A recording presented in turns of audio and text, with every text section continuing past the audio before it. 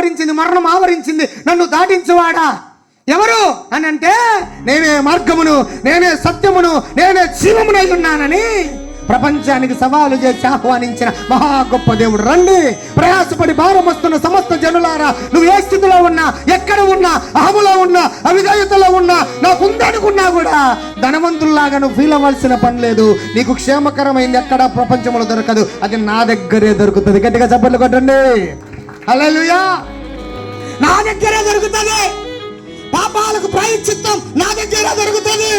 నెమ్మది లేకుండా కలవరపడి భయపడి నిందల అవమాన పాలై బలహీనత పాలై హాస్పిటల్ పాలై ఎవరు పరామర్శించే దిక్కు లేకుండా అన్ని ఉన్నా ఏమీ లేనివాడుగా నువ్వు వేదన చెందుతున్నావేమో, నా ప్రభు దగ్గరకు వస్తే ఈ రాత్రి ఎక్కడున్నాను వింటున్న మాట ఖచ్చితంగా నీకు నెమ్మదినిస్తాడు. సిలువ విమోచన కార్యక్రమములో, సిలువ బలియాగములో, సిలువ త్యాగములో, యేసుక్రీస్తు యొక్క మరణములో నీకు సమస్తమైన కార్యాలకు, సమస్తమైన క్రియలకు జవాబుంది.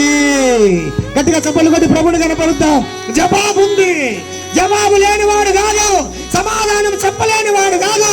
అయ్యా, ఎంతవరకు నన్ను ప్రేమిస్తున్నావయ్యా అని మానవుడు దేవునికి ప్రశ్న వేస్తే ఏమీ నోరు తెరవకుండా,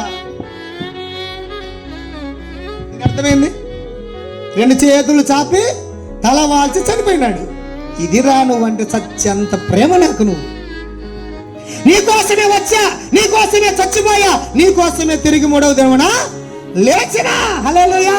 యేసుక్రీస్తు వచ్చింది సంఘ స్థాపన కొరకు, అనగా నీ కొరకు నా కొరకే. యేసుక్రీస్తు మరణించింది సంఘ స్థాపన కొరకే, నీ కొరకు నా కొరకే. యేసుక్రీస్తు పునరుద్ధరణ లేచింది నీ కొరకు నా కొరకే. యేసుక్రీస్తు రెండవసారి రాబోతుంది కూడా నీ కొరకు నా కొరకే.